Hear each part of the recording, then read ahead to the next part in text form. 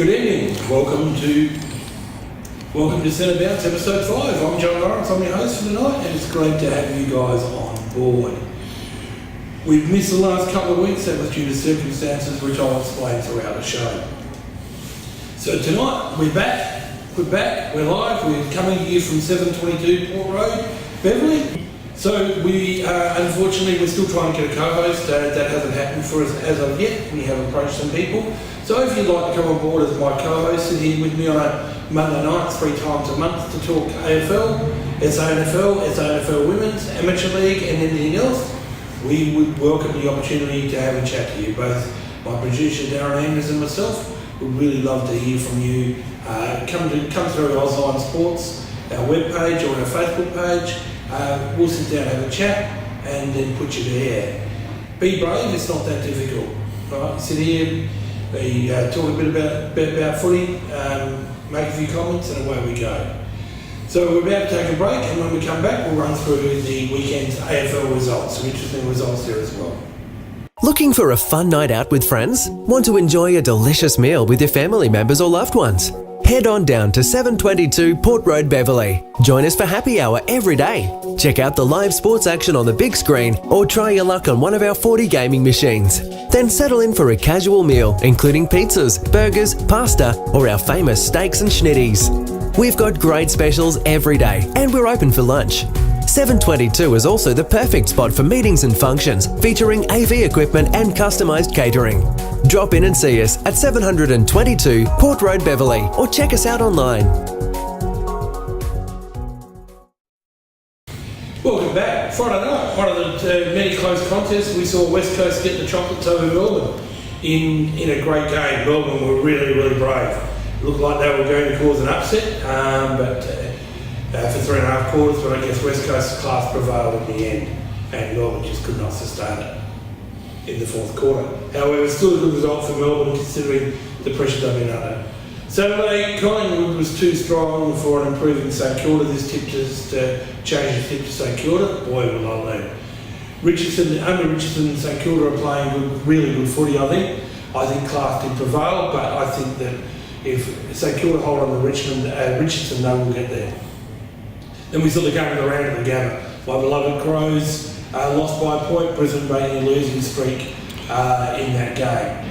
Crows lost no friends in that result. Again, just lacked some polish at times. Good to see Josh Jenkins kick 6 in the SANFL, so he won't be far from a return probably against West Coast this week. Hobart Sydney inflicted more pain on the second bottom side of North Melbourne, whilst Essendon got up against Fremantle. Scott's got to be under pressure at North Melbourne. He can't keep serving that up. Sunday, Port were far too strong for an improving Gold Coast Suns. Again, already you can see the results of having Stewie Dew at the Suns, but Port just too strong. Richmond were again better than an injury depleted Hawthorn. Hawthorn just ran out of gas with the amount of injuries, but Richmond are still a class act. And in the late game, GWS 40 points up at quarter time. I thought they were going to hit 300. Put more pressure on Brendan Bolton. I personally think Bolton can coach, but he doesn't have a lot to work with. The board needs to support him. Let him see the season out, see if there's improved. This week, Sydney Collingwood Friday night, Collingwood too strong. Saturday, Hawthorn Port in Melbourne. Sorry, Port supporters, I'm going for Hawthorn. Western Bulldogs will be too strong for North Melbourne. Adelaide at home will get over West Coast. Geelong will beat Gold Coast in Gold Coast, and that's no certainty. Richmond to beat Essendon in the traditional twilight game. Sunday, Melbourne v GWS. I'm going GWS. St Kilda to beat Carlton. And I'm going for Brisbane in Fremantle. I think Brisbane playing the footy. It's the Dreamtime game, the Essendon and Richmond, so I apologise for that. We'll take a break, we'll come back, we'll talk SANFL.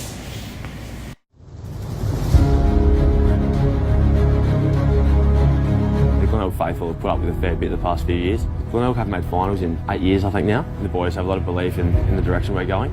I think 2019 holds a big year for us. 2018 was clearly disappointing to miss the finals for only the 2nd time in the last 20 years. We're a proud football club and we want to do better. We're really keen and excited to try and win a premiership. That's why we exist, to win a premiership. Of course, South Adelaide Footy Club hasn't done that since 1964. We are super excited to be the group that actually changes that this year. We want to achieve something this year as a whole, and we've set ourselves up over the summer to be able to achieve that. We take a lot of confidence going in towards 2019. We won 13 or 14 in a row and we were probably the best team all year. Hopefully we can go back to that sort of footy in 2019 and we'll be hard to beat again, I think. I don't think anyone here were happy with the way the year ended, and the boys are all ready and are ready to put pre-season behind us and start playing.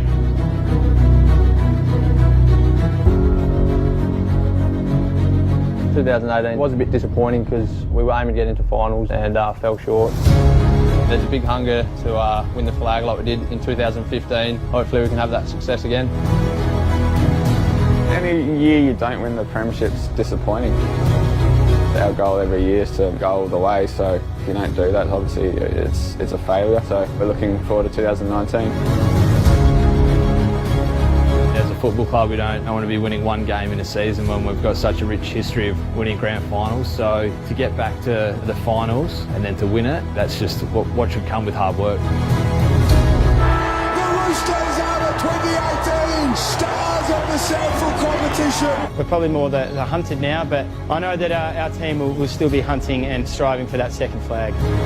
Really excited for the year ahead. We're setting our sights on a big 2019. We're always ready. It's a pretty special comp. We're fit, we're strong, we're ready to win. The team's really looking forward to 2019. The Magpies are definitely ready for 2019. The Eagles are ready for 2019, don't worry. We're overweighting, let's get started and let's start playing.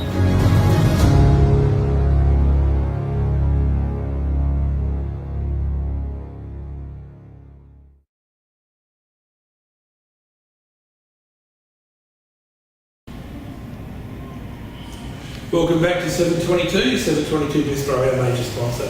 Sturt moved back into the 5 after beating West Adelaide Friday night. Saturday, the beloved Geelong Tigers by Cahuta hadn't won Elizabeth since 2008. Won Elizabeth and moved top spot. Get on board with the Tigers this year. It's going to be a great finals experience for us. It's been a long time since we've been top as well. Yes, I'm biased, I'm passionate. The Eagles caused the major upset in defeating Nord, and that was Nord's second loss in a row, and they've crashed the 4th spot on the ladder. Very interesting. The Eagles are starting to play some good footy, understanding the new coach Lonergan's game plan. They'll still be a very strong come finals time, Nord. Don't care what anyone says. Adelaide led all day to beat Port. It wasn't as comfortable as people thought. Adelaide led by as much as 8 goals before getting home by 14 points. And moving to second behind the Tigers. Port dropped out of the 5 and is now 6th, playing Geelong on Sunday in a game that has got me salivating. South moved back to 3rd while keeping North on the bottom of the table. Poor old North, poor old Josh Carr, won the state game last week, can't take a trick. Only one game this week. For SANFL passionate people, no excuse. Get down to the Bay Sunday. Help my Tigers stay on top by beating Port Adelaide. Love nothing more than beating Port at the Bay or anywhere for that matter. I wouldn't care if it was in Siberia if we beat Port. When we return, we'll discuss the result of the SANFL Women's Prelim Final. That deserves its own little segment.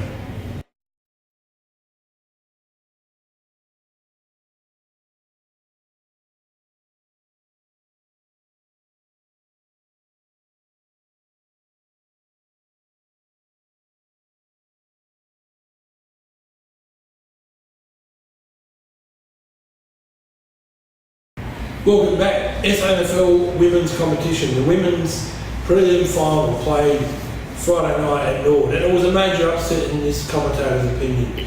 In Nord, Premier North won the first flag in 2017, defeated topside Nord by 2 points. This sets up a grand final between Nord and South. Talk about that in a minute. Nord sadly only dropped one game in the minor round, which was to South in the second last minor round game, but then went out in straight sets in the finals. But it does show the closeness of the competition because they lost to South by under a goal, they lost to North by under a goal, North beat Geelong by under a goal. The standard of this competition is building. It's a fascinating grand final with 2018 Premier South playing the 2017 Premier North. Their round 4 crash resulted in a 1-point win to South. So very difficult to pick. During the season, South only lost 2 games to my beloved Tigers, who finished 4th, and to Norwood, who finished top at the end of the 1 round, while North lost 3 to South, and interestingly enough, also to Glenelg and Norwood. So a winner is going to be very, very, very difficult to pick, given North's last loss was round 3, or South's last loss was round 8. The game is at Glenelg on Sunday after the Glenelg Port men's game. I implore you to come along, see the game, support both teams. I'll be there as a neutral observer, and I am looking forward to this grand final. It'll be a cracking match. We'll take a break now from 7:22 Bistro. When I come back, we'll talk the Adelaide Footy League Divisions 1 to 4.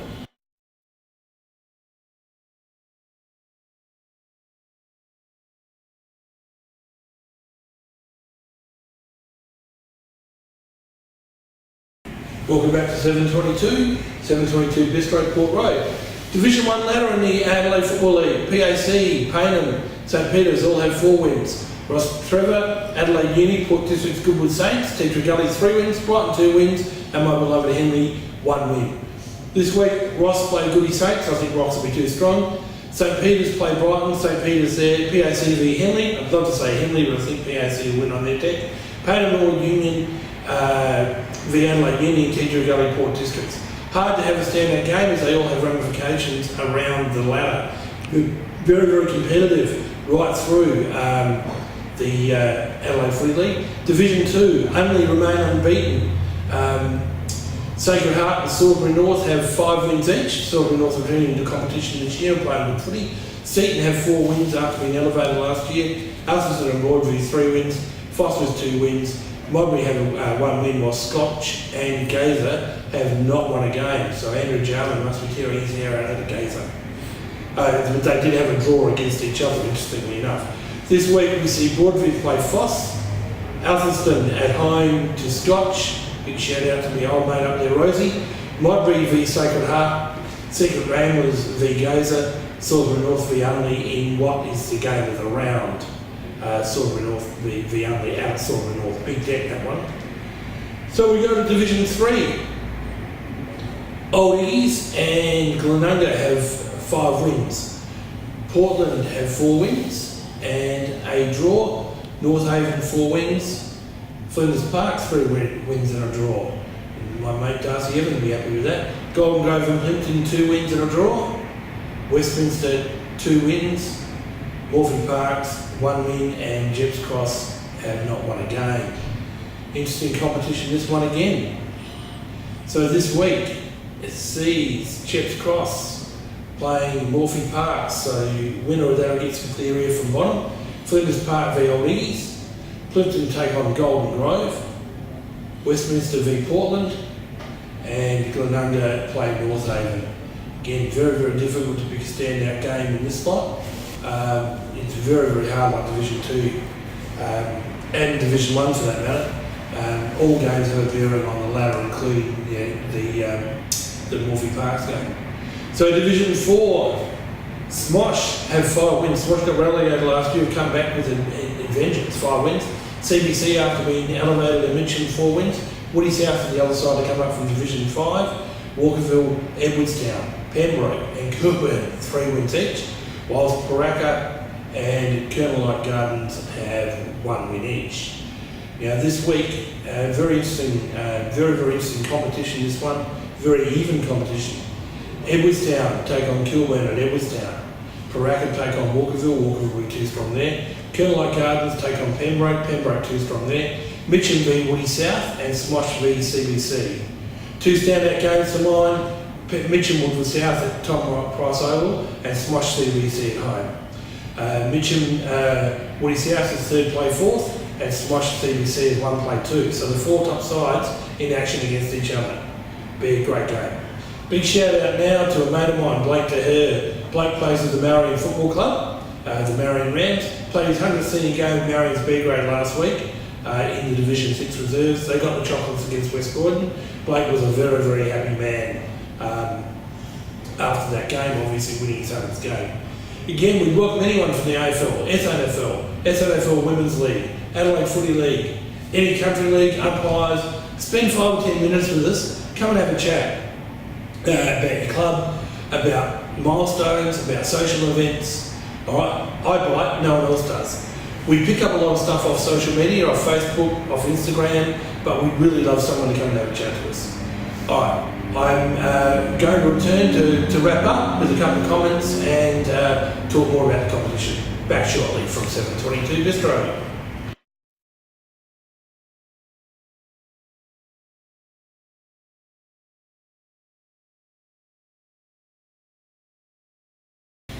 Welcome back. Final part of the show. On a serious note, the retirement of Bulldogs Premiership player Tom Boyd really surprised a lot of people, but it's a stark reminder that depression and mental health issues don't discriminate against anybody. It's right through our society. Social media doesn't help this, I have to say, but a young lad of 23 giving the game away he loves because he's lost his passion and has mental health issues. That's very, very sad. Now, as I said, it doesn't discriminate. I'm very big on Are You OK Day. Are You OK Day comes up on the 12th of September, but we need to be looking out for our mates all the time. Males in particular, we don't talk about mental health issues. We don't talk about stuff like this because we're conditioned not to. We need to change. We need to support this lad. I love Luke Beveridge's press conference around it. Very emotional. But so the biggest thing is making sure Tom Boyd's okay. And that goes for anyone out there who's got mental health issues in the society. I know there are people suffering. I've got people very, very close to me who suffer from mental health issues. Speak out. Talk to people. You won't be vilified. We are much, much better at this in these days. You know, you don't need to suffer in silence. There are people like Beyond Blue, like Lifeline, who will help you with that. So please, please, please, from this commentator and from my producer Darren Andrews, we ask you, please speak out. All right? As I said, you don't need to suffer in silence. Point 2. Now, bit of an issue here. Due to venue availability, and we were let down by a venue that is a non-sporting venue, we are still working with a couple of venues as well, we will go to 3 shows a month. That's due to the availability of 722. Our sponsor 722 has been fantastic in allowing us to do the 3 shows a month. We can't say enough about the people here at 722 and the staff and the support they've provided us. So with our other sponsor, Bella Vita Pizzeria, again on Port Road. Excuse me, please. Can't say enough about Sam and Reddick and the team there. In fact, went in there for dinner last week with my eldest son and my partner, and instead of giving us one $30 voucher for the competition, which we will announce next week, they're giving us 2 $25s. That's the type of support local businesses give people. If you want a good meal, want good service, want to have a drink, come down to 722 Bistro. If you want a good pizza, again, licensed, good atmosphere, good pizza, good pasta, then go to Bella Vita as well. We can't thank our 2 sponsors enough, all right, for what they do for us, and we greatly appreciate the fact that we're able to record 3 shows a week, 3 shows a month, sorry. I'd love to do 3 shows a week, but I think Darren and Terry's hair out. Hopefully giving people what you want. Please visit our Facebook page. Please visit Online Sports as well, Ozsports Online as well, the web page. The competition, just a reminder, like our page, share our page, and we will draw two winners randomly over the week. We'll close it off Friday night. Saturday, Sunday, Darren will pick 2 random winners, and we'll announce them in the show next Monday night, which will be our last show for the month. All right, fantastic. Thank you very much for your again your company. Thanks for looking in to our podcast. This is Set About. My name is John Lawrence. On behalf of Darren Andrews, my producer, and myself, we thank you. Also, big shout out to Zoe Moore, our cameraman. Zoe's now got himself a full-time job. He's unavailable, but his efforts in getting this up and running were absolutely awesome. And Zoe, if you're watching, which I hope you are, we appreciate everything you did for us in the first few weeks of putting this together. And we wish you very, very nothing but the best in your endeavours in your full-time employment. So fantastic that Zoe's got a full-time job, and again, we all. Now, a side issue, just a side issue while we're on the commercial stuff, we do this as volunteers. Talk to Zoe getting a job. anyone out there ever needs a resume, help with interview skills, those sorts of things, I do that as a side business apart from my full-time business where I sell design software and 3D printers. Only too happy to help you out. My fees are very, very reasonable. My fees start at $50 for a resume, so please don't hesitate to give me a shout out via Facebook. My mobile number is 0499 588 370 or send me an email, jamiel6@adam.com.au.